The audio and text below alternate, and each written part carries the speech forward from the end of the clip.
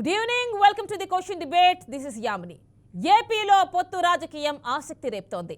కూటమిగా టీడీపీ జనసేన ఏర్పడ్డాయి. ఇప్పటికే సీట్ల పంపకాలు కుదిరాయి. అసలు బీజేపీ కలుస్తానంటోందా? టీడీపీ జనసేన కూటమి కమలదళాన్ని కలుపుకోవాలని చూస్తోందా? బీజేపీ కోసమే సీట్లు పెండింగ్లో పెట్టారా? మోడీ అమిత్ షా మనసులో ఏముంది? కమలదళం ఎటూ తేల్చుకోలేకపోయి కలిసి వెళ్తామంటోన్న కూటమి బీజేపీ కలిస్తే వచ్చే ప్రయోజనాలేంటి? కమలం కలవకపోతే వచ్చే నష్టాలేంటి? ఇదే వాళ్ళ క్వశ్చన్ డిబేట్ టాపిక్. దీనికి సంబంధించి అవైలబుల్ ఉన్నారు మనకి టీడీపీ నుంచి వట్టికుంట్ల చిన్నబాబు గారు అండ్ రాయపాటి అన్న గారు జనసేన నుంచి, ఇంకా వికాస్ కుమార్ గారు అనలిస్ట్, ఇంకా మనకి వైసీపీ నుంచి హనుమంత్ రెడ్డి గారు. సో ఫస్ట్ ఆఫ్ ఆల్ మనకి ప్రస్తుతం టీడీపీ నుంచి చిన్నబాబు గారు అవైలబుల్ ఉన్నారు అండ్ అనలిస్ట్ వికాస్ కుమార్ గారు కూడా అవైలబుల్ ఉన్నారు. నమస్తే అండి.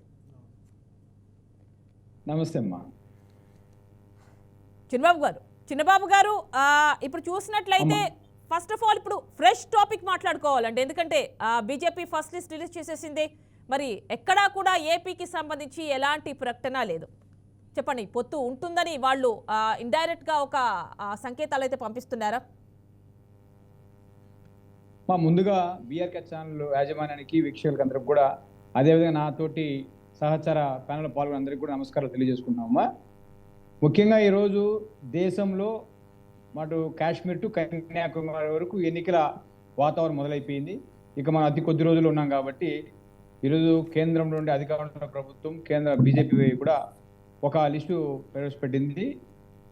తెలుగు రాష్ట్రాలైన తెలంగాణలో కూడా ఒక 9 మందితో ఈరోజు లిస్టు ప్రకటన చేశారు.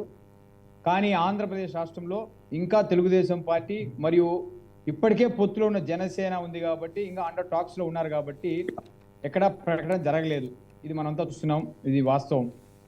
అంటే బీజేపీ, తెలుగుదేశం పార్టీ, జనసేన కలవాలనే ఉద్దేశం ఉంది కాబట్టి ఇప్పుడు మేము ఇంతవరకు కేవలము 124 మరి 175 ఎమ్మెల్యే సీట్లలో కేవలం మేము ఒక జనసేనకు 24, మనము తెలుగుదేశం 99తో కలిసి మనం ప్రకటన చేసుకోగలిగినాం. అందులో కొంత అభ్యర్థులు ముందుకు పోతున్నాం. ఎంపీ విషయంలో ఖచ్చితంగా ఈరోజు భారతదేశం మొత్తం తీసుకుంటే ముఖ్యంగా తెలుగు రాష్ట్రాల మీద మేము తీసుకుంటాము. దక్షిణ భారతదేశంలో 5 రాష్ట్రాల్లో మనకున్న ఎంపీ స్థానాలు 128. 128లో ఇదివరలో మనం ఈరోజు ఉన్నది వాళ్ళు 29లో వాళ్ళు ఉన్నారు, మనం బీజేపీ కూడా. ఇంకా మనము మోదీ గారు ఈసారి మోర్ దాన్ 370 పై చిలుక సీట్లు సాధించాలి, 400 సీట్లు సాధించాలని ఒక దృఢ సంకల్పంతో ఉండు బాగా బేరేజ్ వేసుకొని ఎవరిని కలుపుకుంటే ఎట్లా కలిస్తే కూడా గెలుపుకి ఈజీగా అవుతుంది. ఒక చాలా చాలా అంటే ఎప్పుడు కూడా రాజకీయాల్లో ఇంత తీక్షణమైన ఆలోచన, ఇంత వడపోత ఎప్పుడు జరగలేదు. ఇప్పుడు ఆంధ్రప్రదేశ్ రాష్ట్రంలో కూడా ఎమ్మెల్యేలు అనేది కనీసం వాళ్ళు ఎక్కడ కూడా పరిగణలో తీసుకుండా కేవలం ఎంపీల మీద ముందుకు పోతున్నారు. ఆల్రెడీ జనసేనతో బీజేపీ పొత్తులో ఉంది, వాళ్ళు కలిసి పనిచేస్తున్నారు. మొన్నటి తెలంగాణ ఎన్నికల్లో కూడా వాళ్ళు కలిసి పనిచేయడం జరిగింది. ఇక తెలుగుదేశం పార్టీలో కూడా చేరతారు అనేది ఖచ్చితంగా ఉంది. చంద్రబాబు నాయుడు గారు ఈ మధ్య కూడా ఢిల్లీకి వెళ్ళి మాట్లాడడం జరిగింది. ఇక ఈ రోజే రేపు అన్నట్టు కూడా ఉంది. ఇక ఈరోజు కూడా బీజేపీ కూడా తొలి లిస్టు ప్రకటన జరిగింది కాబట్టి ఇక మేము అనుకోవడం ఒక 2-3 రోజుల్లో మాకు కూడా, ఎందుకంటే ఎంపీలు ఈరోజు నెల్లూరులో వేమిరెడ్డి ప్రభాకర్ అని ఆయన కూడా రాజ్యసభలో నుంచి వచ్చి ఆయన కూడా రావడం జరిగింది పార్టీలకి.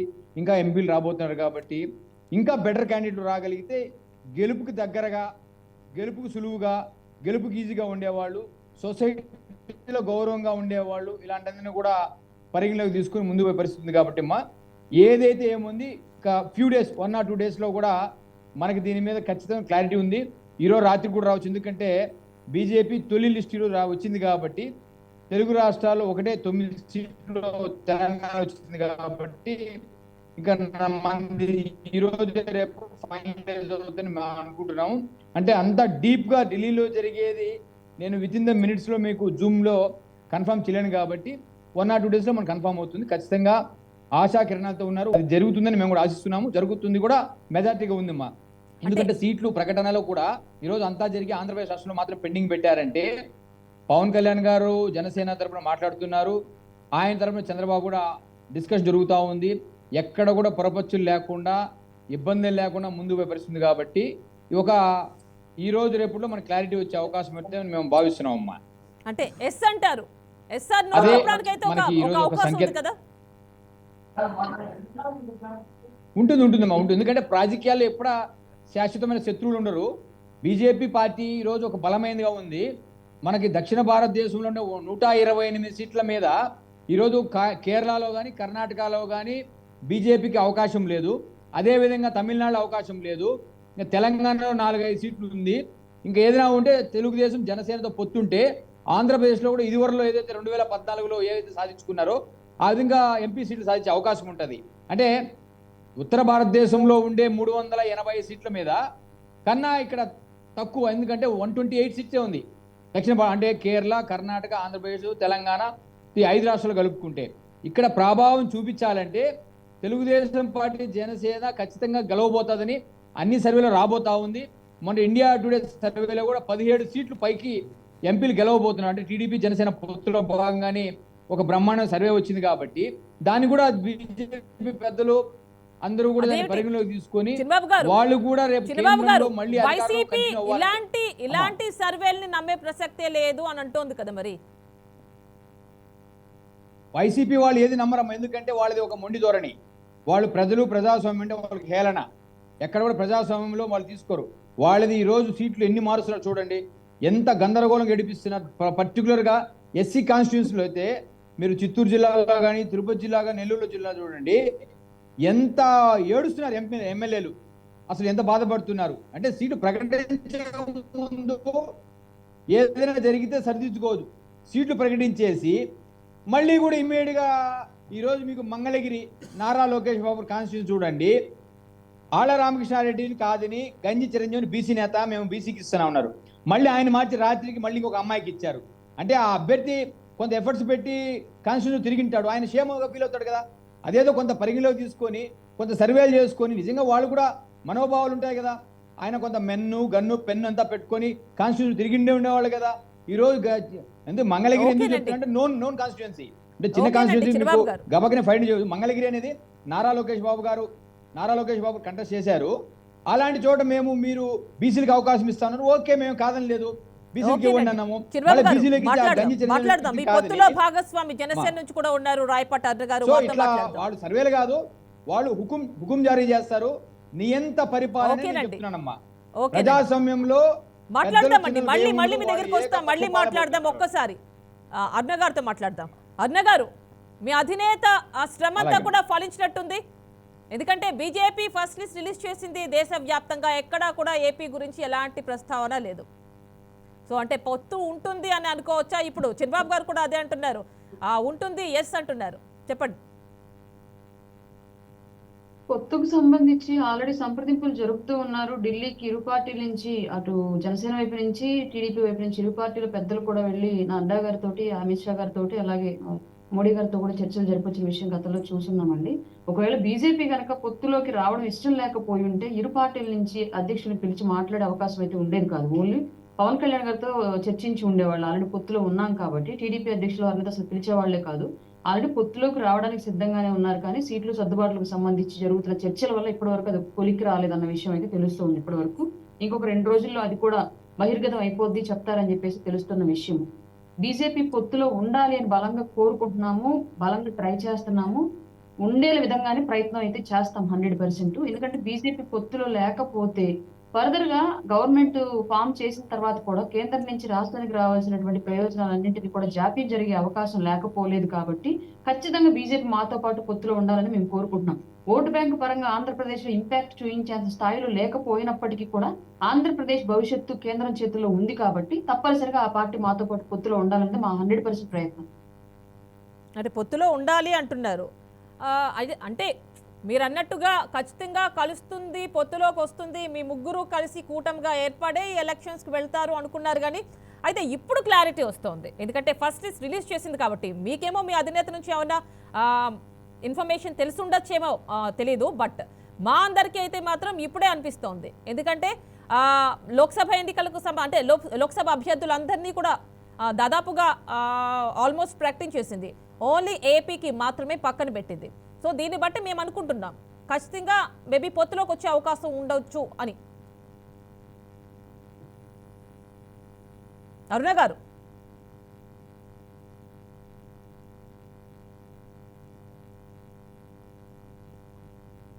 ఓకేనండి, ఓకే. నెక్స్ట్ మనం వైసీపీ హనుమంత్ రెడ్డి గారు మనకి అవైలబుల్ ఉన్నారు, వారితో మాట్లాడదాం. హనుమంత్ రెడ్డి గారు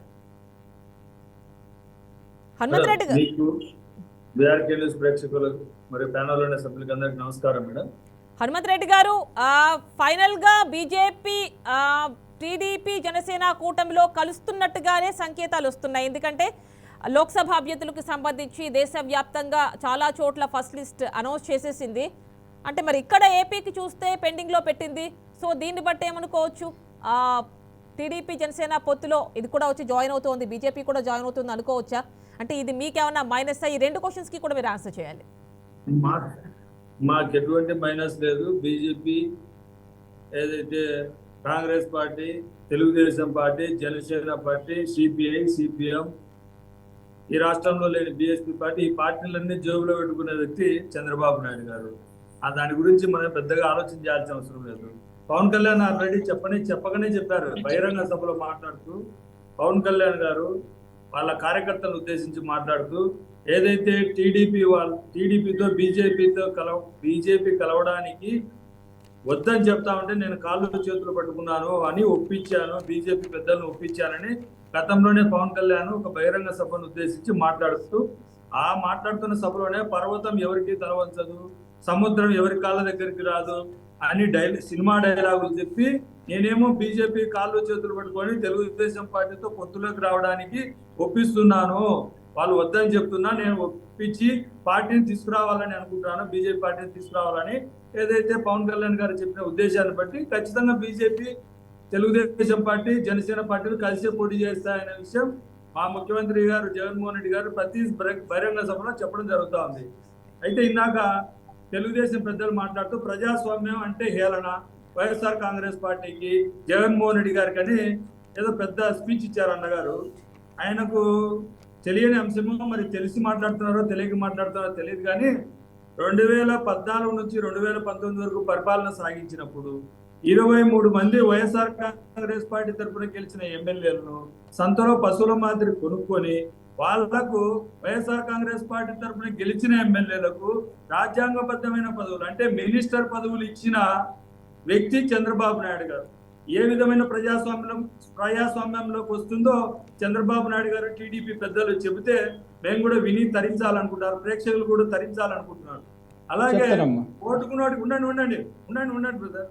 అలాగే ఓటుకు నోటి కేసులో డబ్బులు ఇచ్చి రెండేళ్లుగా ఈ రోజు తెలంగాణ ముఖ్యమంత్రిగా ఉన్నటువంటి రేవంత్ రెడ్డి చేత డబ్బులు ఇచ్చి వీడియో సాక్షిగా, ఆడియో సాక్షిగా, చంద్రబాబు నాయుడు మాట్లాడిన ఆడియో సాక్షిగా పబ్లిక్ గా దొరికి కూడా మళ్ళీ ఆయన ప్రజాస్వామ్య విలువల గురించి మాట్లాడుతూ ఉంటే దీని గురించి కూడా తెలుసుకోవాలని ఉంది. తెలుగుదేశం పార్టీ అధ్యక్షులు ఏదైతే నందమూరి తారక రామారావు గారు పార్టీ పెట్టి పార్టీని అభివృద్ధిలోకి తీసుకొని వచ్చి అధికారంలోకి వచ్చిన తర్వాత ఆయన్ను వైస్రాయ్ హోటల్ నుంచి వైస్రాయ్ హోటల్ ఎపిసోడ్లో ఏ విధంగా ఆయన్ను ఆ పదవి చ్యుతిని చేసి ఆ తర్వాత ఆయన మరణానికి కారకులయ్యారో ఇది ఏ విధంగా ప్రజాస్వామ్యబద్ధమో ప్రజలకు చెప్తే వినాలని ఉంది. మరియు మళ్ళీ ఏం చెప్తారంటే తెలుగుదేశం పార్టీ పెద్దలు 99లో గెలిచినప్పుడు మా వల్లనే వాజ్పేయి గారు ప్రధానమంత్రి అయ్యారు, మేము సపోర్ట్ చేయడం వల్లనే ప్రధానమంత్రి అయ్యారు, 2014లో కూడా నరేంద్ర మోడీ గారు ప్రైమ్ మినిస్టర్ అయ్యారంటే చంద్రబాబు నాయుడు గారు సపోర్ట్ చేయడం వల్లనే అంటున్నారు. ఈ రోజు వీళ్ళ వల్ల వాళ్ళు సపోర్ట్ చేసి ప్రధానమంత్రులు, ముఖ్యమంత్రులను, రాష్ట్రపతులను చేసిన చంద్రబాబు నాయుడు గారు ఈ రోజు ఒక్క ఎమ్మెల్యే లేని పవన్ కళ్యాణ్ చుట్టూ, అసలు 1% లేని బీజేపీ చుట్టూ కాళ్ళరిగేలాగా ఎందుకు తిరుగుతున్నాడో ప్రజలకు సమాధానం చెప్పాలి. నరేంద్ర మోడీ లేదు మీరు మాట్లాడుతున్నారు కదా, అందులో ఒక పాయింట్ ఉంది. వాళ్ళు తిరగడమే కాదు, జగన్మోహన్ రెడ్డి కూడా వెళ్తున్నారు కదా, రాష్ట్రానికి ఏం పర్వాలేదు, వాళ్ళు ముగ్గురు కూటమి కట్టినా అని కూడా అన్నారు, వాళ్ళందరూ తిరిగినా పర్వాలేదు అన్నారు. మరి మీ అధినేత ఎందుకు వెళ్తున్నారు? మీరు ఒక్క నిమిషం. ఈ రాష్ట్ర ముఖ్యమంత్రిగా జగన్మోహన్ రెడ్డి గారు ఆంధ్రప్రదేశ్ యొక్క రాష్ట్ర ప్రయోజనాల కోసం ప్రధానమంత్రి నరేంద్ర మోడీ గారిని, హోమ్ మినిస్టర్ని కలిశారు తప్ప బీజేపీ పార్టీ అధ్యక్షులు కానీ బీజేపీ పార్టీతో కానీ మాకు ఎటువంటి సంబంధాలు లేవు. ఈ విషయం మీరు గుర్తుపెట్టుకోవాలా. ప్రతిసారి వాళ్ళేదో ఈనాడు పేపర్లో, ఆంధ్రప్రదేశ్ పేపర్లో రాసినట్టుగా మీరు కూడా క్వశ్చన్లు అడుగుతుంటే ఈ రాష్ట్ర ముఖ్యమంత్రిగా అక్కడ ఏం మాట్లాడారు అని అడగట్లేదండి, అక్కడ ఏం మాట్లాడారు అని అడగట్లేదు, మీరు కూడా వెళ్ళారు కదా అని అడుగుతున్నా. మేడం మేడం మేము ఎప్పుడు కూడా బీజేపీ పార్టీతో మేము పొత్తులో లేము. మేము గతంలో చెప్పాం, ఇప్పుడు చెప్తున్నాం. మేము విలువలు విశ్వనిష్ట పాటిస్తాం కాబట్టి మేము ఇదే పార్టీతో కూడా పొత్తులో పెట్టుకోము అని గతంలో చెప్పాం. మేము సింహం సింగల్ గానే వస్తామని చెప్తా ఉన్నాం. మేము చంద్రబాబు నాయుడు గారి మాదిరిగా బీజేపీ ఒడిలో కూర్చొని బీజేపీతో పొత్తులో ఉండి కాంగ్రెస్ పార్టీని తిడితే నవనిర్మాణ దీక్ష, అదే కాంగ్రెస్ పార్టీతో పొత్తు పెట్టుకొని బీజేపీని తిడితే ధర్మ పోరాట దీక్ష, ఇలాంటి వైఎస్ఆర్ కాంగ్రెస్ పార్టీ చేయదని మీ ద్వారా తెలియజేస్తా ఉన్నాను. ఏదైతే చంద్రబాబు నాయుడు గారు హూ ఈస్ నరేంద్ర మోడీ, నరేంద్ర మోడీ అంటే ఏంటి, మనకి భార్య ఉందా, పిల్లలు ఉన్నారా? నాకు నారా లోకేష్ ఫాదర్ చంద్రబాబు నాయుడు గారు, భువనేశ్వరి భర్త చంద్రబాబు నాయుడు గారు, ఇలాంటి ఐడెంటిటీ ఉందని ధర్మ పోరాట దీక్ష పెట్టుకొని ఈ దేశ ప్రధానమంత్రి నరేంద్ర మోడీ గారిని తిట్లు తిట్టకుండా అదే టీడీపీ వేదిక సాక్షిగా ఎన్నిసార్లు తిట్టారు. అయినా వాళ్ళకు సిగ్గు శరం ఉండి మళ్ళీ వాళ్ళతో కలుస్తున్నారు. వాళ్ళకు సిగ్గు శరం ఉందా లేదా అనేది ఈ రాష్ట్ర ప్రజలు నిర్ణయిస్తారు. మాకు ఎటువంటి అభ్యంతరం లేదు, ముగ్గురు కలిసినా నలుగురు కలిసినా మాకు ఎటువంటి అభ్యంతరం లేదు. వైఎస్ఆర్ కాంగ్రెస్ పార్టీకి ఇబ్బంది లేదు. ఇందాక పెద్దలు ఏదో మాట్లాడుతూ ఏదో వేమిరెడ్డి ప్రభాకర్ రెడ్డి గారు నేను ఎంపీలు వస్తున్నారు, వాళ్ళు గంజి చిరంజీవి గురించి మాట్లాడారు. అయ్యా, గంజి చిరంజీవి తీసేసి ఓసీలకి ఇవ్వలేదు. అక్కడ కూడా ఇంకా బలమైన అభ్యర్థిగా ఉన్నారు కాబట్టి ఒక మహిళకు కేటాయించడం జరిగింది. మా యొక్క అసెంబ్లీ సీటు మేము ఎలా కేటాయించాలో మాకు తెలుసు. మీరు 170 కాన్స్టిట్యున్సీల్లో మీకు అభ్యర్థులు ఉన్నారు కదా, మీరెందుకు 24 సీట్లు పవన్ కళ్యాణ్ గారికి ఇస్తున్నారు? దానికి సమాధానం చెప్పండి. మీ అభ్యర్థులు కూడా అక్కడ పోటీ చేసి అక్కడ చాలా మంది కష్టపడి పనిచేసి ఉంటారు కదా, వాళ్ళకి ఏ విధంగా కేటాయిస్తున్నారు? బీజేపీ పార్టీకి 12, 13 సీట్లు ఎలా కేటాయిస్తున్నారు? దీని గురించి కూడా చెప్పాలా? దీని గురించి చెప్పకుండా ఎదుటోళ్ళ లోపాలు మాత్రమే, లేకుంటే మనకు కనిపించినవి మాత్రమే లోపాలు, మనకి మాత్రం అన్ని కప్పిపుచ్చుతామంటే రాష్ట్ర ప్రజలు నిర్ణయిస్తారు దానికి ఏం చేయాలా, ఏంటి, ఎలా చేయాలి. మనం గతంలో ఏం మాట్లాడాం, 2019 ఎలక్షన్ల ముందర ఏం మాట్లాడాం, ఇప్పుడేం మాట్లాడుతున్నాం, ఎవరి ప్రాపకం కోసం బతుకుతా ఉన్నాము. 16 సంవత్సరాలు ముఖ్యమంత్రిగా పనిచేశాడు కదా చంద్రబాబు నాయుడు గారు. గతంలో నేను 2014 నుంచి 2019 వరకు జరిపించిన పరిపాలన తీసుకొస్తాని చెప్పలేని దమ్ము ధైర్యం ఎక్కడికి పోయింది అంటున్నా. మేము గర్వంగా 5 సంవత్సరాలే మా ముఖ్యమంత్రి జగన్మోహన్ రెడ్డి గారు పనిచేసింది. 2019 నుంచి 2024 వరకు జగన్మోహన్ రెడ్డి గారు చేసిన పరిపాలన చూసి ఓటేయమని మేము అడుగుతా ఉన్నాం. మా ముఖ్యమంత్రి అభ్యర్థి జగన్మోహన్ రెడ్డి గారి గర్వంగా చెప్తా ఉన్నాం. తెలుగుదేశం పార్టీ 40 సంవత్సరాల ఇండస్ట్రీ, 16 సంవత్సరాలు ముఖ్యమంత్రిగా పనిచేసి ఇప్పటికి కూడా నేను ముఖ్యమంత్రి అభ్యర్థి అని చెప్పుకోలేని దీనావస్థలో తెలుగుదేశం పార్టీ 10 సంవత్సరాల నుంచి పార్టీ పెట్టిన పవన్ కళ్యాణ్ గారు మనకు అన్ని నియోజకవర్గాల్లో కార్యకర్తలు లేరు, నాయకులు లేరు, బలమైన మనం 10 మందికి అన్నం పెట్టే స్థానంలో లేము. అందుకు కాబట్టి తెలుగుదేశం పార్టీ విధించిన 24 సీట్లనే తీసుకొని మనం పోటీ చేద్దాం అన్న పవన్ కళ్యాణ్ గారు గతంలో చంద్రబాబు నాయుడు గారు జైల్లో కూర్చున్నప్పుడు జైలుకి వెళ్ళి కలిసి బయటకు వచ్చి ఏం చెప్పాడు? తెలుగుదేశం పార్టీ పెద్దలు చంద్రబాబు నాయుడు గారిని కలవడానికి ఎవరు రానప్పుడు, తెలుగుదేశం పార్టీ జీరో అయినప్పుడు తెలుగుదేశం పార్టీ నేనే నిలబెట్టానని చెప్పిన పవన్ కళ్యాణ్ గారు ఈ రోజు ఎందుకు జీరో అవుతున్నాడు? దానికి సమాధానం చెప్పాలా? వారంటున్నారు లాస్ట్ టైం అట్లీస్ట్ ఒక 10 స్థానాల్లో గెలిపించుంటుంటే ఈసారి ఎక్కువ తీసుకునే వాళ్ళమని ఆయన అంటున్నారు. వింటున్నారు కదా మీరు కూడా? ఏమంటానంటే పవన్ కళ్యాణ్ గారు చెప్పిన మాటలే నేను తగ్గించి మాట్లాడుతున్నా. నేను ప్రశ్నించడానికి పార్టీ పెట్టాడు కదా, ఒక్క నిమిషం అండి, ఒక్క నిమిషం. మనకి ఇక్కడ అనలిస్ట్ వికాస్ కుమార్ గారు ఉన్నారు. ఒక్క నిమిషం అండి, ఒక్క నిమిషం. వికాస్ కుమార్ గారు కూడా మాట్లాడే ఛాన్స్ ఇద్దాం. అనలిస్ట్ ఇక్కడ మనకి స్టూడియోలో అవైలబుల్ ఉన్నారు. నమస్తే అండి. చూశారు కదా, బీజేపీ ఫస్ట్ లిస్ట్ ఎంపీస్కి సంబంధించి రిలీజ్ చేసింది. అంటే ఒక 18 రాష్ట్రాలు, కేంద్ర పాలిత ప్రాంతాలు అయితే ఏమిటి మొత్తం అన్ని కలిపి రిలీజ్ చేసింది. ఇందులో ఏపీ ఎక్కడా కూడా లేదు. అంటే ఇది పొత్తుకు సంకేతం అనుకోవచ్చా? అంటే ఇప్పుడు బీజేపీ వర్షన్ చూసుకుంటే బీజేపీ ఒక యానిమల్ స్పిరిట్తో పనిచేస్తుంది. ఇప్పుడున్న వాళ్ళ ఆర్గనైజేషనల్ స్ట్రక్చర్ చూసుకుంటే ఈ కాంట్రవర్సీ అంతా ఎక్కడ స్టార్ట్ అవుతుందంటే అబ్కి బార్ 400 పార్ అన్న వర్షన్లో వాళ్ళు ఈ ఈక్వేషన్స్కి కొంత వెళ్ళడానికి ఉన్నది. కొన్ని స్టేట్స్లో లైక్ ఒడిస్సా, వెస్ట్ బెంగాల్, ఆంధ్రప్రదేశ్, పంజాబ్ లాంటి స్టేట్స్లలో బీజేపీ చాలా ఆర్గనైజేషనల్లీ వీక్ ఉంది. అండ్ ఇక్కడ 400 పార్ అన్నప్పుడు 400 మ్యాజిక్ నెంబర్ కావాలి. అంటే it's like number game. BJP number game కోసము ఏపీలో ఎవరినొకరిని అలైన్స్ చేసుకోవాలి. It's like YCP or TDP. వైసీపీతో వెళ్తే బీజేపీకి కొంత కాన్సిక్వెన్సెస్ ఉంటాయి. ఎందుకంటే ఆల్ ఓవర్ ఇండియాలో ఉన్న హిందూ ఆర్గనైజేషన్స్ వర్షన్ ఏంటంటే జగన్ అనే వ్యక్తి యాంటీ హిందూ అన్న ఒక వర్షన్ ఇప్పుడు లైక్ విహెచ్పి దగ్గర కావచ్చు, బజరంగ్ దళ్ యూనిట్స్ దగ్గర కావచ్చు, ఇట్లాంటి ఒక వర్షన్ ఉన్నది. సో అతని దగ్గరికి వెళ్ళడానికి ఆస్కారం లేదు. అండ్ పాత ఎల్ఐ టీడీపీ అంటే పాత ఎల్ఐ అండ్ 10 years నుంచి జనసేన అనే పార్టీ బీజేపీతో కొంత అంటీ అంటారు అన్నట్టు ఉన్నది. అంటే 14లో వాళ్ళు అలయన్స్కి వెళ్ళినారు, 19లో మళ్ళీ డిఫర్ అయినారు, మళ్ళీ 23లో మన మన తెలంగాణ స్టేట్ అసెంబ్లీ ఎలక్షన్స్ టైంలో ఇట్లా వాళ్ళకు కొంత సీట్ షేర్ అనేది ఉంది.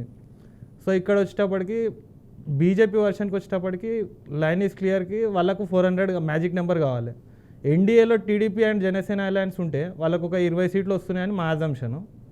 ఈ 20 అనేది వాళ్ళకు మ్యాజిక్ నెంబర్ కింద వాళ్ళు చూసుకుంటారు. అంటే 400 మ్యాజిక్ నెంబర్ చూపించుకోవడానికి అనిపిస్తుంది. అండ్ ఇట్లాంటి అలయన్స్ పోయినప్పుడు మేజర్ డ్రాబ్యాక్ ఏమొస్తుంది అంటే ప్రీ అలయన్స్లో సీట్ షేరింగ్ ప్రాబ్లం వస్తుంది. అండ్ బీజేపీ దగ్గర ఉన్న ఇప్పుడున్న బీజేపీ కేరళ బీజేపీ కంటే వీక్ ఉన్నది. ఆంధ్రప్రదేశ్ బీజేపీ యూనిట్ ఎంత వీక్ ఉంటుంది అంటే నోటా కంటే తక్కువ ఉంటుంది. నాట్ మోర్ దాన్ 1% గిట్ట ఉండదు. సో వాళ్ళకి ఇప్పుడు వాళ్ళు ఎన్ని సీట్స్ ఇచ్చినా కానీ అవి ఓడిపోతారు. అవి గెలవాలి, బీజేపీ ఏమైనా గెలవాలంటే అది టీడీపీ జనసేన వాళ్ళు పుష్ చేస్తే తప్పితే బీజేపీ క్యాండిడేట్స్ ఎవరు గెలవడానికి ఆస్కారం మరి అలాంటప్పుడు ముందే చెప్పొచ్చుగా, ఎందుకు ఇంత లేట్ చేస్తున్నారు? అంటే they have some other hidden agenda. And మీరు నేషనల్ ఈక్వేషన్స్ కనుక చూస్తుంటే చాలా ఈక్వేషన్స్ మనకు నేషనల్ లెవెల్లో పోలరైజ్ అవుతున్నాయి, కన్వర్ట్ అవుతున్నాయి.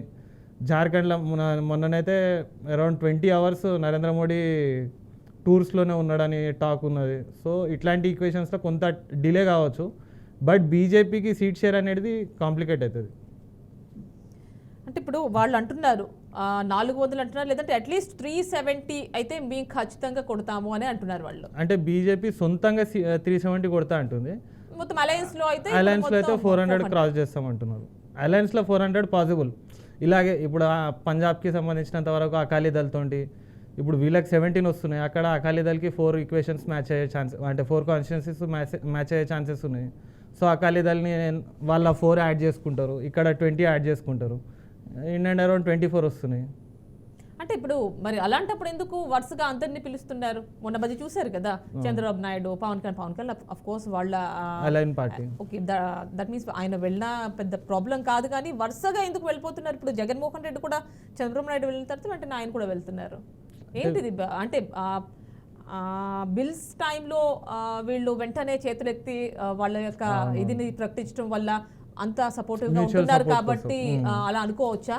లేకపోతే ఏమిటి, ఇంకేమన్నా ఉందా వచ్చే ఎలక్షన్స్కి సంబంధించి? అంటే ఇప్పుడు ఇక్కడ ఏంటంటే అలయన్స్కి టీడీపీ ఎందుకు ఎంకరేజ్ చేస్తుంది అంటే టీడీపీ ఎందుకు ఆలోచిస్తుంది అంటే ఈ అలయన్స్కి సెంట్రల్ నుంచి కొంత సపోర్ట్ ఉంటే లైక్ ఈడీ రైట్స్ కావచ్చు, అంటే సెంట్రల్ కొంత ethical and unethical practices BJP చేస్తుంది కాబట్టి సో ఇట్లాంటి దాని నుంచి కొంత రిలీఫ్ వాళ్ళకు సపోర్టివ్గా, జగన్కి కొంత అగేన్స్ట్గా ఇట్లాంటి ఈక్వేషన్స్ మ్యాచ్ అవుతాయి అన్న ఒక వర్షన్లో టీడీపీ ఆలోచిస్తుంది.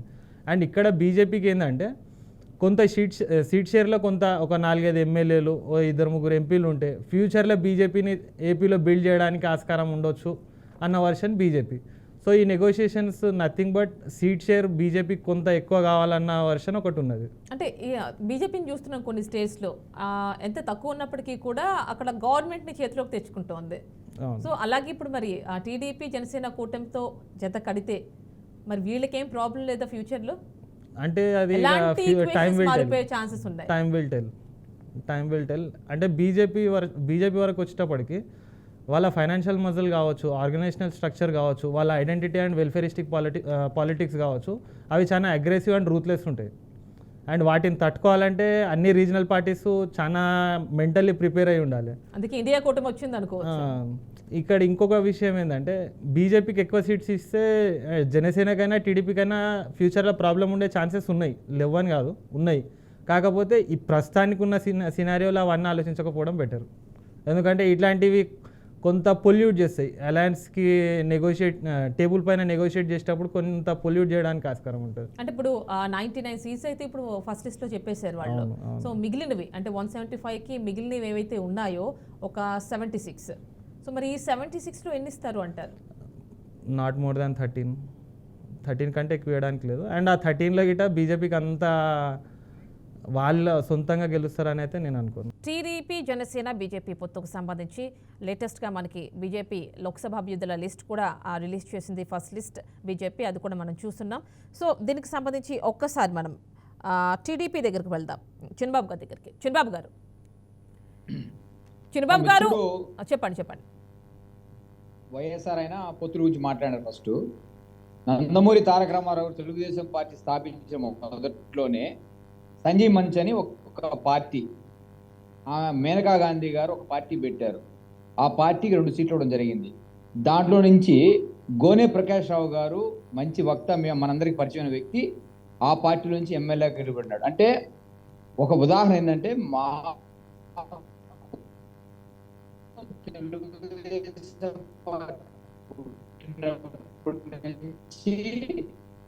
ఎవరినైనా కలుపుకోవడం ఒక ఆనవాయితీ. ఈరోజు తెలుగుదేశం పార్టీ ఈరోజు చిన్న మిత్రులు గమనించాలి. గోనె ప్రకాష్ రావు గారి గురించి మీరు కూడా బాగా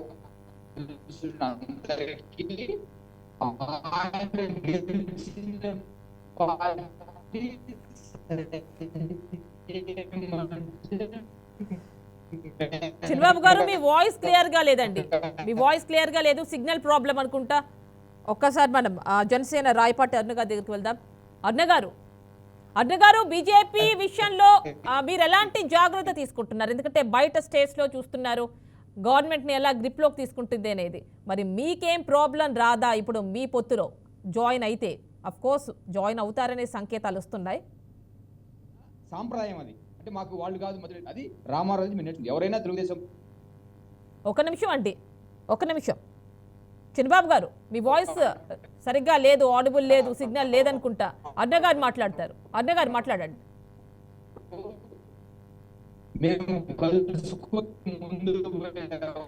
చిన్నబాబు గారు కాసేపు ఆగి మాట్లాడుదురు, ఎందుకంటే వాయిస్ క్లియర్ గా లేదు, సిగ్నల్ లేదు. ఓకేనండి, ఇది సమ్ ప్రాబ్లం ఉన్నట్టుంది. ఇప్పుడు మనం చూసాం కదండి వికాస్ గారు, మరి ఏమనిపిస్తోంది అంటే ఇందాక మనం మాట్లాడుకుందే షార్ట్గా బ్రీఫ్గా చెప్పారు. ఏమైనా ప్రాబ్లం ఉందా ఇప్పుడు ఇలా అలయన్స్లోకి బీజేపీ వెళ్తే? బీజేపీకి వెళ్తే బీజేపీకి ఏం బీజేపీకి కాదు, బీజేపీ వల్ల టీడీపీ బీజేపీకి జనసేన అండ్ టీడీపీకి కొంత కంఫర్టే ఉంటుంది. కంఫర్ట్ ఇప్పుడు ప్రస్తుతానికి post election it will be complicated for them. అంటే వాళ్ళ గిట్ట కాంప్లికేషన్స్ అనేవి ఉంటాయి. అంటే వీళ్ళు ఏమంటున్నారంటే వీళ్ళు చెప్పడం, ఇప్పుడు ప్రస్తుతం టీడీపీ కావచ్చు జనసేన చెప్పడం, ఎందుకంటే మనకి చాలా ఉన్నాయి కదా విభజన హామీలు ఇలాంటివన్నీ ఉన్నాయి, ప్రత్యేక హోదా కావచ్చు, చాలా స్టీల్ ఇలా రకరకాలు చెప్తున్నారు అనుకోండి దీనిలో. సో మరి ఇవన్నీ కూడా సాధించుకోవాలి అంటే మనకి సంబంధించి ఒకళ్ళు ఎవరైనా ఉండాలి. సో ఆల్రెడీ బీజేపీ ఉంది, నెక్స్ట్ కూడా వాళ్ళే వస్తారు, సో మనం సాధించుకోవచ్చు ఏమన్నా ఉంటే ఇప్పుడు మనం పొత్తులోకి తీసుకొస్తే అని వాళ్ళు అనుకుంటున్నారు. నిజంగా సాధ్యపడతాయి ఇవన్నీ? అంటే అది ఒక నెరేటివ్ మాత్రమే, ఎందుకంటే ఆల్రెడీ ఉన్నారు, ఇప్పుడు ఏమైనా చేయాలంటే చేయొచ్చు. అంటే వైఎస్ఆర్సీపీ గిట్ట ఉన్నది, వైఎస్ఆర్సీపీ గిట్ట కొంత అంటారు అన్నట్టుగానే బీజేపీతో ఉన్నది. బీజేపీ కూడా వాళ్ళు ఎలాంటి కామెంట్స్ చేయలేదు, ఎప్పుడు సపోర్టివ్ గానే ఉన్నారు. మరి వాళ్ళు ఎందుకు తెచ్చుకోలేదు? అంటే మా గవర్నమెంట్ మా పార్టిసిపేషన్ డైరెక్ట్ గా ఉంటేనే ఇస్తామంటారంటారా? అంటే ఇప్పుడు బీజేపీ ఇప్పుడు ఇక్కడ వచ్చేటప్పటికి ఎకనామిక్ పాలసీస్ కావచ్చు, ఇవన్నీ ఒక నెరేటివ్ మాత్రమే. ఇక్కడ నిజంగా వచ్చేటప్పటికి number game and equations politics ఇవే ఉంటాయి. అంటే వీళ్ళు చెప్తున్నారు కదా, అంటే ఈ పబ్లిక్ని ఆకట్టుకోవడానికి లేకపోతే జస్టిఫై చేసుకోవడానికి పాలిటీషియన్స్ 100 మాటలు మాట్లాడతారు, దాంట్లో మనం సీరియస్గా తీసుకోవడానికి ఏం లేదు. ఇవన్నీ ఏంటంటే ఉట్టి నెరేటివ్ మాత్రమే. అంటే వాళ్ళు కూడా కొంచెం స్ట్రాంగ్గానే, ముఖ్యంగా మతాన్ని అడ్డుగా పెట్టుకుని వెళ్తున్నారు, వాళ్ళు ఎప్పుడూ చేసేది అది. కాకపోతే ఇప్పుడు అయోధ్య గురించి మొన్న బాలరాముడిది, సో ఆలయం కావచ్చు, సో ఆలయం కావచ్చు, ఇంకా రకరకాలు ఇంకా. సో మరి ఇలాంటివన్నీ కూడా వాళ్ళకి ప్లస్ అవుతాయి కదా. సో వీళ్ళకి ఎంత సపోర్ట్ చేస్తున్నారో బీజేపీ వాళ్ళ వీళ్ళకి కూడా అంతే సపోర్ట్ వస్తుంది కదా ఇక్కడ. ఈ విషయంలో నేను చెప్పేది, ఎవరైతే హిందూ రాముడు ఇలాంటివి అనుకుంటారో వాళ్ళు. అంటే ఇక్కడ బీజేపీది ఏంటంటే BJP politics something different, and ఎక్కువగా మతాన్ని తీసుకుని వెళ్తారు వాళ్ళు. అది వాళ్ళది ఏంటంటే వాళ్ళ రెండు పాలిటిక్స్ వాళ్ళు ఇంటర్మిక్సింగ్గా చేస్తారు. ఒకటి ఐడెంటిటీ పాలిటిక్స్ అండ్ వెల్ఫేరిస్టిక్ పాలిటిక్స్. ఇవి రెండు వాళ్ళు డీప్ మిక్స్ చేసి పాలిటిక్స్ చేయగలుగుతారు. అండ్ ఇక్కడ ఉన్న రీజనల్ పార్టీస్కి ఆ మిక్చర్ ఆఫ్ ఐడెంటిటీ అండ్ వెల్ఫేరిస్టిక్ వీళ్ళు తట్టుకోలేరు. అండ్ ఇక్కడ ఉండేటప్పటికి ఆల్రెడీ థర్డ్ టైం బీజేపీ వస్తుందని ఆల్రెడీ ఎస్టాబ్లిష్ అయిపోయిన నెరేటివే కాబట్టి వీళ్ళు ఇప్పుడు మేము పొత్తులు ఉంటాము, డెవలప్మెంట్కి సంబంధించిన ఏపీ డెవలప్మెంట్కి సంబంధించిన ఏ యాక్టివిటీస్ అయినా మాతో ఉంటే సాధ్యమని టీడీపీ అండ్ జనసేన అలయన్స్కి వెళ్తే చెప్పుకోవడానికి ఆస్కారం ఉంటుంది. అదొకటి. ఓకేనండి, ఒక్కసారి రాయపాటి అరుణ గారితో మాట్లాడదాం. అరుణ గారు మరి ఇప్పుడు బీజేపీని మీ అధినేత చాలా వరకు కన్విన్స్ చేసి పొత్తులోకి తీసుకొస్తున్నట్టుగా అయితే అందరికీ అనిపిస్తోంది. మరి అదైతే ఖచ్చితంగా సక్సెస్ అవుతుందనే అనిపిస్తోంది, ఎందుకంటే ఇప్పుడు అనౌన్స్ చేయలేదు కాబట్టి ఏపీకి సంబంధించి లోక్సభ అభ్యర్థుల్ని. సో మరి దీనికి సంబంధించి మీకు ఇదే కేవలం మీకు ఎక్కువ స్థానాలు ఇవ్వకపోవడానికి కారణం అనుకుంటున్నారా? ఎందుకంటే బీజేపీ రాష్ట్రంలో అలయన్స్ రావడం మూలంగా ప్రధానంగా మన రాష్ట్రానికి సంబంధించి కేంద్రం నుంచి రావాల్సిన అన్ని అవసరాలు కూడా సకాలంలో తీరుతాయన్నది ఒక ఇంప్రెషన్ మా సైడ్ నుంచి.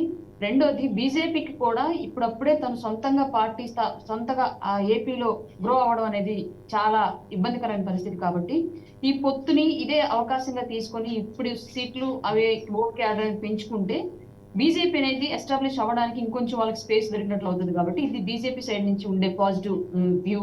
అలాగే బీజేపీ ఇప్పుడు మనతో ఉండడం వల్ల మనకు లాభమా నష్టమా అంటే కంపల్సరీగా కేంద్ర ప్రభుత్వంతో సఖ్యత అనేది డెఫినెట్ గా లాభమే. అది ఎట్టి పరిస్థితుల్లోనూ ఇబ్బందికరమైన పరిస్థితి. ప్రభుత్వం గురించి కాదండి అరుణ గారు, ప్రభుత్వం గురించి కాదు, మీ పార్టీకి నష్టం కదా, కాదంటారా?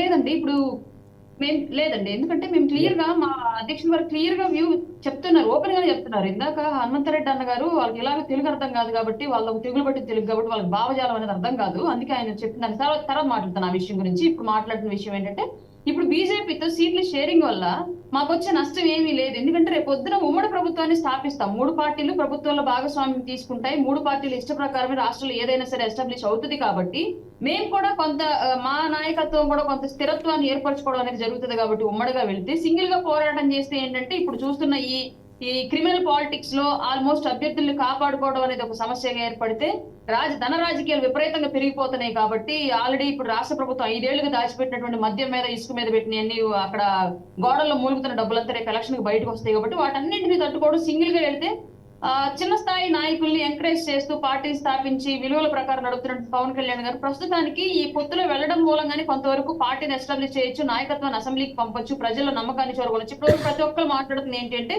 మీరు గెలిచారా, మీరు చేశారా, 2 చోట్ల పోటీ చేసి 2 చోట్ల ఓడిపోయారు, ఒక్క అభ్యర్థి ఉంటే అతను కూడా నిలబెట్టుకోలేకపోతే ఇట్లాంటి మాటలన్నీ మాట్లాడుతూ ఉన్న సందర్భంలో మళ్ళీ సింగిల్ గా వెళ్తే కొంత సీట్ అయితే తీసుకుంటాం, కానీ అధికారంలోకి అయితే రాము. కాబట్టి మళ్ళీ ఐడియల్ స్ట్రగుల్, మళ్ళీ ఫైటింగ్. ఇందులో ఎంతమంది నిలవగలుగుతారో, లేదంటే రాబాకి వెళ్ళినట్టు ఎంతమంది ప్రలోభాలకు భయాలకు గురైపోయి మళ్ళీ వెళ్ళిపోతారో తెలియదు. కాబట్టి డెఫినెట్ గా ఈసారి 100% రాష్ట్ర ప్రయోజనాల కోసం పొత్తులోకి వెళ్లాల్సిన వాస్తవం ఎంతైతే ఉందో, పార్టీల్ని ఎస్టాబ్లిష్ చేసుకోవడానికి ఎవరికి వాళ్ళము పార్టీని స్ట్రాంగ్ గా చేయడానికి, అలాగే ప్రజలకు సంబంధించిన అన్ని అవసరాలను ఎలాంటి ఒత్తిళ్లు లేకుండా నెరవేర్చడానికి కంపల్సరీగా పొత్తు అనేది ఇవ్వాలి. రాష్ట్ర రాజకీయాలకు అవసరం డెఫినెట్ గా.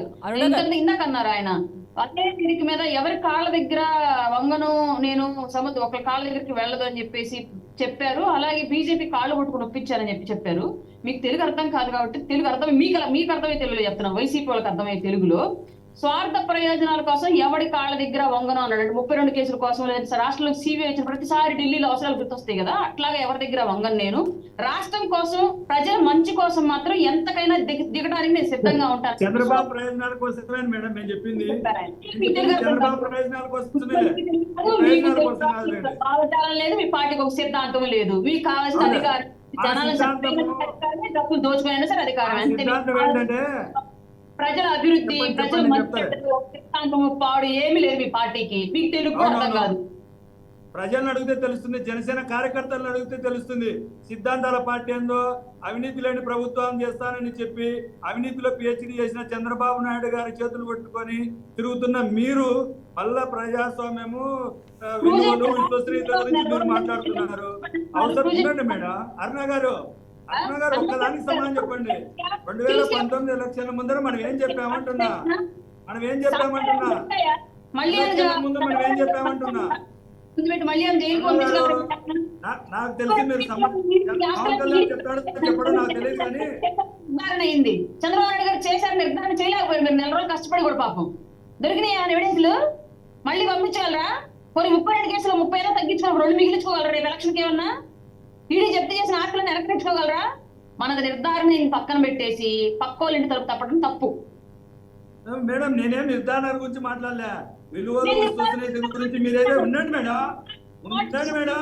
అరుణ గారు మీకు భాష అర్థమైనా భావం అర్థమైనా మీరు ఏదో ఒక రకంగా పవన్ కళ్యాణ్ వెనకలేసుకొని వస్తా అంటే వెనకలేసుకురండి, మాకేం అభ్యంతరం లే. మీరే చెప్పారు కదా చంద్రబాబు నాయుడు గారు దొంగల ముఠ నాయకుడని. మీరే చెప్పారు కదా చంద్రబాబు నాయుడు గారు దొంగల ముఠా నాయకుడని. నేను చెప్పేది విన్న తర్వాత మాట్లాడండి. మీరు చెప్పేది నాకు వినపడ్డంలే. ఉండండి మేడం. ఏం చేసినా ఓపెన్ పాలిటిక్స్ చేస్తున్నారు, ట్రాన్స్పరెంట్ పాలిటిక్స్ చేస్తున్నారు. తను మాట్లాడండి. హనుమంత్ గారు ఏంటంటే చంద్రబాబు నాయుడు గారు మా జీవితాంతం 10 సంవత్సరాలు పార్టీ పెట్టాము. చంద్రబాబు నాయుడు గారి కోసమే పల్లకి మోయడానికే పార్టీ పెట్టాము. ఇదే కదా ట్రాన్స్పరెంట్ పాలిటిక్స్ అంటే.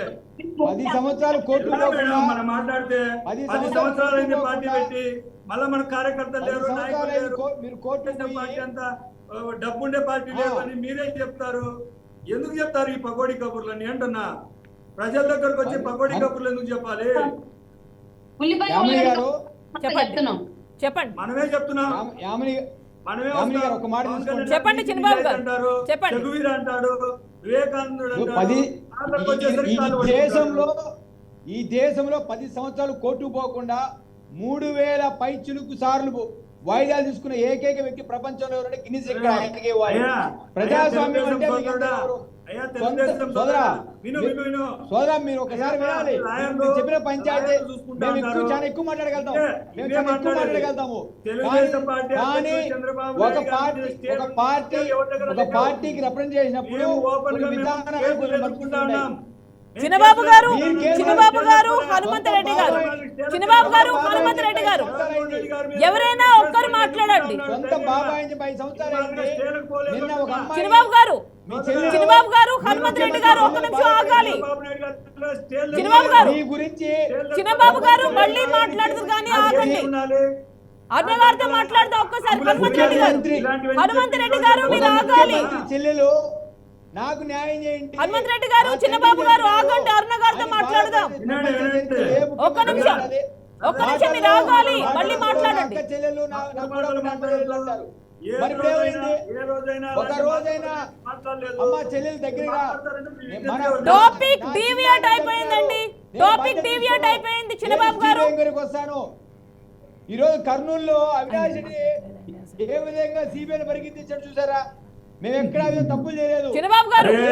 చిన్నబాబు గారు హనుమంతరెడ్డి గారు ఆగండి. ఒక్కసారి అరుణ గారితో మాట్లాడదాం. అరుణ గారు ఇప్పుడు ఈ పొత్తులో ఎక్కువ నష్టపోయింది మీరే, మీకు అనిపించినా అనిపించకపోయినా. ఎందుకంటే 175 సీట్లలో మీకు ఇచ్చింది కేవలం 24 మాత్రమే. సో ఆ ఎంపీ సీట్లు కలుపుకొని అది మొత్తం అంతా కలుపుకుంటే 40 అవుతుందని మీ అధినేత చెప్తున్నప్పటికీ కూడా కనిపించేది 24 మాత్రమే. సో మరి ఈ నేపథ్యంలోనే మీరు ఎక్కువ నష్టపోయారు కాబట్టి ఈ పొత్తులోకి వెళ్ళడం వల్ల మీ సామాజిక అంటే కాపు సామాజిక వర్గానికి చెందిన ముద్రగడ పద్మనాభం కావచ్చు, ఇంకా చాలా మంది హర్రామ జోగయ్య గారు కావచ్చు, వీరందరూ కూడా బహిరంగంగానే వాళ్ళు అసంతృప్తిని వ్యక్తం చేస్తున్నారు. ఇటు చూస్తే సూర్యప్రకాష్ అయిన హర్రామ జోగయ్య కుమారుడు వెళ్ళిపోవడమే జరిగింది వైసీపీలోకి. మరి ఇదంతా మీకు నష్టం కాదా? కాపు సామాజిక వర్గం పైన ఎక్కువగా బేస్ అయిన జనసేన మీరు అవునన్నా కాదన్నా ఇదే నిజం. మరి మీకే నష్టం కాదా ఇప్పుడు ఎలక్షన్స్ టైంలో? నన్ను అడిగారండి. అవునండి అరుణ గారు. సూర్యప్రకాష్ గారి విషయానికి రెడ్డి అన్న, నేను ఇంట్లో పిల్లలంటే మాట్లాడుతున్నాను, నీలా ఖాళీగా నవ్వకలే, అదేం పెద్ద విషయం కాదు, కాముగా ఉండు. సార్ ఇప్పుడు మేడం ఇప్పుడు యాక్చువల్ గా సూర్యప్రకాష్ గారు వెళ్ళడం అనేది పిఎస్సి మెంబర్ గా ఉన్నటువంటి సూర్యప్రకాష్ గారు ఇప్పటి వరకు అక్కడ గ్రౌండ్ లో ఆయన మీద కూడా వాస్తవం మాట్లాడాలంటే పూర్తిగా వ్యతిరేకత. మొన్న ఒక మాట చెప్పారు, మాట్లాడే స్వేచ్ఛ లేదు, నాకు ఇవ్వట్లేదు, నేను కలవాలని ట్రై చేసిన అని చెప్పేసి. ఆ గ్యాప్ ఎక్కడొచ్చింది అంటే ఆయనకి స్థానికంగా పూర్తిగా వ్యతిరేకత అంటే ఆయన మీద ఏర్పడడం మూలంగా, అది అధ్యక్షుల వారి దాకా రావడం మూలంగానే ఆయనతో కమ్యూనికేషన్ ఏర్పాటు చేశారు. దాని మూలంగానే ఆయన వాళ్ళ నాన్నగారి ద్వారా వాళ్ళ నాన్నగారి మీద గౌరవప్రదమైన అభిప్రాయంతో అయినా సరే ఆయనకి టికెట్ ఇస్తారని చెప్పేసి ఆయన ఊహించారు. వాళ్ళ నాన్నగారు ప్రపోజల్స్ అన్నింటినీ కూడా పవన్ కళ్యాణ్ గారు పరిగణలోకి తీసుకోకుండా అలాగే పార్టీకి ఏది మంచిదైతే అదే తీసుకోవడం మూలంగా ఇప్పుడు ఆయనకు అవకాశం ఉంటుంది. ఆ వ్యక్తి ఇప్పుడు పార్టీ మారారు అని చెప్పేసి చెప్పుకోవడంలో నాకు ఎలాంటి సందేహం లేదు. గ్రౌండ్ లో రియాలిటీ మీరు వెళ్ళి అక్కడ కాపు సామాజిక వర్గం సంబంధించిన పెద్దలను అడిగినా సరే ఇదే ఆన్సర్ వస్తుంది. రెండో విషయము, కాపు సామాజిక వర్గం మీద బేస్ అయ్యి ఉంది అన్న విషయాన్ని నేను ఎట్టి పరిస్థితుల్లో ఒప్పుకోను. ఇప్పుడు రెడ్డి సామాజిక వర్గంలో ఎలాగా రెడ్డులు పదవుల్లో ఎక్కువ ఉన్నారో అలాగా కాపు సామాజిక జనసేన పార్టీలో కాపులు ఎవరు ఎక్కువ స్థాయిలో పదవుల్లో లేరు. అందరూ ఉన్న వాళ్ళంతా బీసీలమే, ఎస్సీలమే, మైనార్టీలమే. అందుకే ముద్రగడ పద్మనాభం గారిని కలవలేదా అరుణ గారు? అందుకే ఎక్స్పెక్ట్ చేశారు కదా ముద్రగడ పద్మనాభం గారు వచ్చి కలుస్తారు, ఆహ్వానిస్తారు అని, అందుకే కలవలేదా? అంటే దీనికి సంబంధించి అంటే ఇంటర్నల్ గా జరిగిన దానికి సంబంధించి పూర్తిగా అయితే బయట చెప్పను, బట్ కొంత అయితే చెప్తాను. ముద్రగడ పద్మనాభం గారు పెట్టిన ప్రపోజల్ కి కలవాలి అని చెప్పేసి పవన్ కళ్యాణ్ గారు నిర్ణయించుకున్న తర్వాత ఆయన ఇంటర్నల్ గా మళ్ళీ అక్కడ కొంతమందిని ఆయన వ్యక్తులను పంపించేసి ఏంటి వాస్తవాలు ఇక్కడ, నాకు ఇలా ప్రపోజల్ వచ్చింది, దీన్ని నేను ముందుకు తీసుకెళ్ళడానికి నిజంగానే జెన్యూనా లేదా అన్న విషయాల గురించి ఆయన ఎంక్వైరీ చేయించుకోవడం జరిగింది. ఆ ఎంక్వైరీలో ఆయనకు కొంత వాస్తవాలు తెలిసాయి. బయటికి కనిపిస్తున్నది వేరు, అంతర్గతంగా జరుగుతుంది వేరు అన్న వాస్తవాలు తెలియడం మూలంగానే ఆయన ఆ విషయాన్ని పోస్ట్ పోన్ చేయడం జరిగిందండి. అంటే చాలా బయటపడింది. అంటే అరుణ గారు చాలా అసంతృప్తి వ్యక్తం చేశారు ముద్రగడ పద్మనాభం గారు, అంటే ఆయన ముద్రగడ పద్మనాభం గారు ఆయన లేఖలో అంటే నాకు చరిష్మా లేదు, నాకు సినీ గ్లామర్ లేదు, ప్రజల్లో పరపతి లేదు, అందుకే నన్ను వచ్చి కలవలేదు అని. ఇది మాత్రమే కాదు, 24 సీట్లకి నా అవసరం అయితే మీకు ఉండదనే అనుకుంటున్నాను, దేవుణ్ణి ప్రార్థిస్తున్నాను అంటున్నారు. ఇదంటే మీకు ఒక డ్రాబ్యాక్ కాదా ఎలక్షన్స్ టైంలో? ఎందుకంటే ఆయనకి కొంత అనుచర గణం ఉంటుంది కాదు. ముద్రగడ పద్మనాభం గారి గురించి ఇప్పుడు నేను ఇక్కడ ఏమి మాట్లాడే ఉద్దేశం కూడా నాకు లేదు. అంటే ఇప్పుడు ఈ పొత్తు వల్ల ప్రాబ్లం కదండి, ఈ పొత్తులోకి వెళ్ళడం వల్లే కదా ఇక్కడ ముద్రగడ పద్మనాభం గారితో ప్రాబ్లం వచ్చింది. ముద్రగడ పద్మనాభం గారు ఇప్పటి వరకు మా పార్టీలో లేరు, మా పార్టీ కండువా వేసుకోలేదు, మా పార్టీ వేషం ఎత్తి పని కూడా చేయలేదు. ఆయన ఉన్నా లేకపోయినా మాకు వచ్చే నష్టం ఏమి లేదు. కాకపోతే సమస్య ఏంటంటే ఆయన ఒక సామాజిక వర్గానికి పెద్ద, ఆయన వెనకాల కొంత క్యాడర్ ఉంటుంది.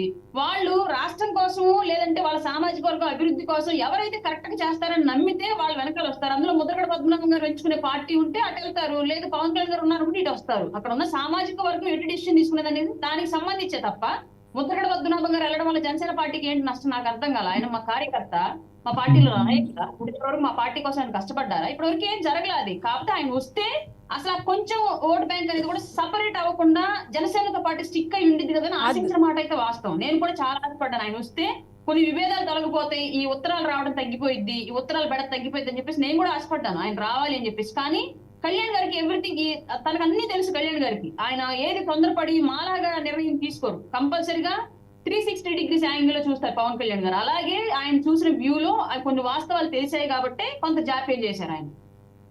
మరి హరిరామ జోగయ్య గారి పరిస్థితి ఏంటి? ఆయన చాలా బాధపడ్డారు కదా, మరి ఆయన చూసే కదా ఇప్పుడు ఆయన కుమారుడు కూడా వెళ్ళిపోయాడు. హరిరామ జోగయ్య గారు ఇప్పటికీ పార్టీతోనే స్టిక్ అయి ఉన్నారు. ఇవాళ కూడా ఆయన ప్రకటించారు బయటకు వెళ్ళరు అంటున్నారు. నన్నేమన్నా నేను పవన్ కళ్యాణ్ మంచిగా కోరుకుంటాను అని ఆయన అంటున్నారు. అవునండి, తప్పులేదు దానిలో. ఆయన చెప్పారు ఓపెన్ గా, వాళ్ళ కొడుకు పార్టీ మారినప్పటికీ కూడా ఆయన మాత్రం నేను అలాగే నా కాపు సంక్షేమ సేన రెండు కూడా జనసేన పార్టీతోనే ఉంటామని చెప్పేసి ఆయన ఓపెన్ గానే చెప్పారు ఆ విషయం. ఇవాళ ఆయన ఉత్తరాలకు సంబంధించి బాధ ఏంటి అంటే సుదీర్ఘకాలం పాటు రాజకీయాల్లో ఉన్నప్పటికీ కూడా ఒక సామాజిక వర్గానికి అత్యధిక స్థాయిలో ఓటు బ్యాంకుగా ఉన్న సామాజిక వర్గం ఇవాళకి కూడా రాజ్యాధికారానికి దూరంగానే ఉంది. ఆ సామాజిక వర్గానికి రాజ్యాధికారాన్ని సంపాదించి పెట్టాలి, దానికి పవన్ కళ్యాణ్ గారే సరైన వ్యక్తి అని చెప్పేసి ఆయన భావించారు. కాబట్టి ఈ 5 ఏళ్లలో అయినా ఏదో విధంగా తీసుకురావాలి అని ఆయన కమ్యూనిటీని బేస్ చేసుకుని ఆయన ప్రయత్నం ఆయన చేశారు. ఇప్పుడు కమ్యూనిటీ భావజాలం వేరు, సొసైటీ భావజాలం వేరు. పవన్ కళ్యాణ్ గారు సొసైటీ భావజాలంతో ఆలోచించారు. ఆ భావజాలం ఎంతవరకు ముందుకు తీసుకెళ్లగలుగుతారు? ఈ పొత్తులో ఎంతవరకు ముందుకు తీసుకువెళ్ళగలుగుతారు మీ పవన్ కళ్యాణ్, అంటే మీ అధినేత భావజాలాన్ని? మాట్లాడే అవకాశమే ఉండదు అంటున్నారు కదా, ఈ పొత్తులో ఉంటే మాట్లాడే అవకాశమే ఉండదు పవన్ కళ్యాణ్ కి అంటున్నారు. అందుకనే అట్లీస్ట్ ఒక 2 సంవత్సరాలు సీఎం కుర్చీని కూడా తీసుకోవాల్సిందని చెప్పి ముద్రగడ పద్మనాభం కూడా అన్నున్నారు కదండి హరిరామ జోగయ్య. వాళ్ళందరూ పెద్దవాళ్ళే వర్గం నుంచి ఉన్న పెద్దల డిమాండ్ మేడం, కాపు సామాజిక వర్గం నుంచి ఉన్న పెద్దల డిమాండ్ల కోసం పవన్ కళ్యాణ్ గారు పార్టీ పెట్టాలా? రాష్ట్ర ప్రజల కోసం పార్టీ పెట్టారు. అంటే మీకు లేదా మీ అధినేత అవ్వాలని మీకు లేదా సీఎం?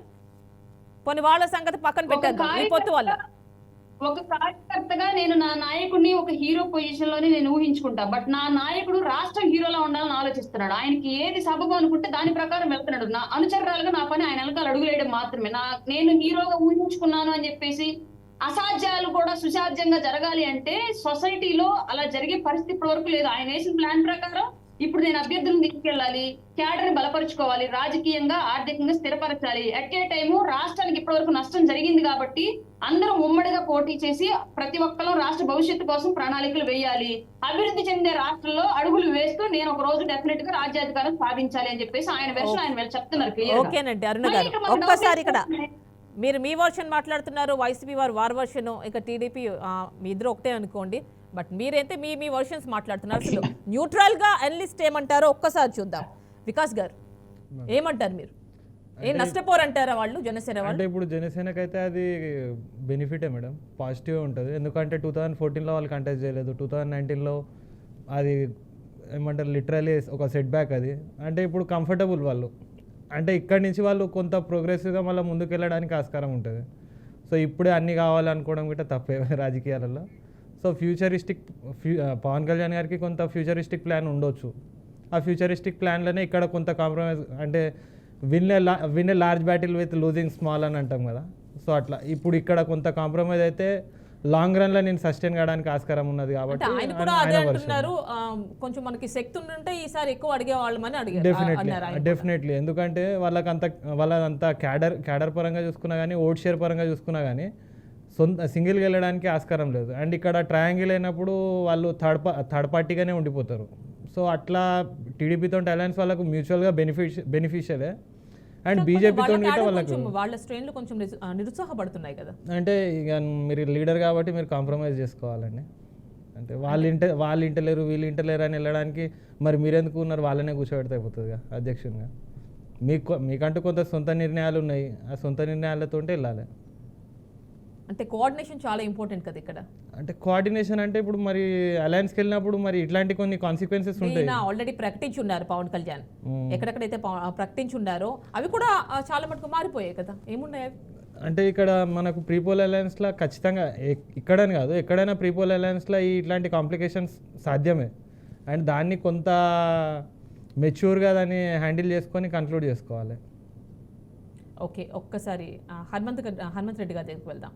హనుమంత్ రెడ్డి గారు విన్నారు కదా? గారు ఒక్క నిమిషం నేను కంప్లీట్ చేస్తాను. 30 seconds లో బ్రీఫ్ చేయండి, ఎందుకంటే మనం కన్క్లూడ్ చేసుకోవాలి, టైం అయిపోయింది. ఇప్పుడు మిత్రుడు చాలా బాధపడిపోయినాడు, మీరు ఇట్టా మేము అట్లా అనేసి. మేము మొదటి నుంచి కూడా ఇప్పుడు ఒకటి వైఎస్ఆర్సీపీ నేను ఒకటే ఛాలెంజ్ చేస్తున్నాను. మీరు ఎవరైనా పొత్తుల కోసం సరే మీరు గెలిచేస్తారు, మీరు సింగల్ జస్ట్ ఒక కాలు ఇవ్వండి, ఎవరైనా మీరు పొత్తులు పెట్టుకుంటారు చూస్తాం. మీరు మర్డర్ చేసి ఇంటికి ప్యాక్ చేస్తారు అందరికీ తెలుసు. కాబట్టి మీరు ఎవరు చేరరు. మీరు ప్రజాస్వామ్యంలో రాజకీయ పార్టీగా మీకు గుర్తింపు లేదు. ఆ రోజు ఏమన్నారు, ఒక ఛాన్స్ అన్నారు, ఇప్పుడు 175 అన్నారు. ఈ రోజు మళ్ళీ ఒక మీటింగ్ లో కూడా ప్రజలు ఏ విధంగా నిర్ణయిస్తే ఇంటికి పోదా సిద్ధపడినారు. కనీసం ఇంట్లో తల్లి చెల్లి బయట వద్దండి, తల్లి చెల్లి నీ వెనకాల పుట్టిన తల్లి చెల్లి నిన్ను ఓకేనండి. ఒక్కసారి హనుమంత్ రెడ్డి గారిని కూడా మాట్లాడిద్దాం. మీరు అడిగిన క్వశ్చన్ ఆయన ఏం ఆన్సర్ చేస్తారో చూద్దాం ఫైనల్ గా ఈ టాపిక్ కి సంబంధించి. మీరు మమ్మల్ని కాదు, ఆయన కూడా ఇప్పుడు తల్లి చెల్లి వాళ్ళ కథ చూడండి. చంద్రబాబు నాయుడు కథ ఏం ప్రజలు ఆయన చూడండి, గెలుపులు ఓటములు ఆయన కొత్త కాదు. ఈ దేశానికి ఈ ప్రపంచానికి చంద్రబాబు ఒక రాష్ట్రానికి దేశానికి అధ్యక్షుడు పెట్టే గొప్ప వ్యక్తి. అది మీరు అవునన్నా కాదన్నా నిజం. టిఎంసీ బాలయోగి లాంటిని మన ఆంధ్రప్రదేశ్ నుంచి లోక్సభ స్పీకర్ పెట్టే వ్యక్తి. ఆ రోజు కన్క్లూడ్ చేద్దాం, టైం అయిపోయింది. మీరు అవన్నీ తీసుకోకుండా సిద్ధంగా ఉంటారు. ఒక అవినీతి ముద్ర పడినప్పుడు మీరు కోర్టుకు పోయి మీరు నిజంగా మీ మీద ఒక నింద మీరు తీర్చుకోవాలి. మళ్ళీ మా గురించి మాట్లాడాలి. ఓకేనండి, టైం లేదు, కన్క్లూడ్ చేద్దాం. సొంత చెల్లె మాట్లాడుతా ఉందండి కడప జిల్లాలో. ఓకేనండి, ఓకే, థ్యాంక్ యూ అండి, థ్యాంక్ యూ చిన్నబాబు గారు. టీడీపీ నుంచి, జనసేన నుంచి రాయపాటి అరుణ గారు, వైసీపీ నుంచి హనుమంత్ రెడ్డి గారు అండ్ అనలిస్ట్ వికాస్ కుమార్ గారు. థ్యాంక్స్ ఫర్ జాయినింగ్ అండి. సో చూశారు కదండి, పొత్తులకు సంబంధించి టీడీపీ జనసేన పొత్తులో బీజేపీ జాయిన్ అవుతుందా లేదా అని ఒక చిన్న డైలమా అయితే ఉంది. దానికి ఒక చిన్న క్లారిఫికేషన్ అయితే వచ్చేటట్టుగానే కనిపిస్తోంది. సంకేతాలు వస్తున్నాయి, ఎందుకంటే మొత్తంగా ఒక కేంద్రపాలిత ప్రాంతం కావచ్చు, రాష్ట్రాలు కావచ్చు, మొత్తం కలిపి ఒక 18 రాష్ట్రాలకు అయితే బీజేపీ లోక్సభ అభ్యర్థుల లిస్ట్ అయితే ఫస్ట్ లిస్ట్ని ప్రకటించింది. ఇందులో ఎక్కడా కూడా ఏపీ లేదు. సో దాన్ని బట్టి చూస్తూ ఉంటే ఖచ్చితంగా ఈ పొత్తు, ఈ అలయన్స్ అనేది ఉంటుంది అని అనిపిస్తోంది బీజేపీ, జనసేన, టీడీపీ. సో మరి దీనికి సంబంధించి సీట్లు సర్దుబాటు కావచ్చు, ఇవన్నీ కూడా ఎలా ఉంటాయి అనేది మున్ముందు చూడాలి. ఇది వాల్టి question debate topic. Stay tune to BRK news Telugu సత్తా.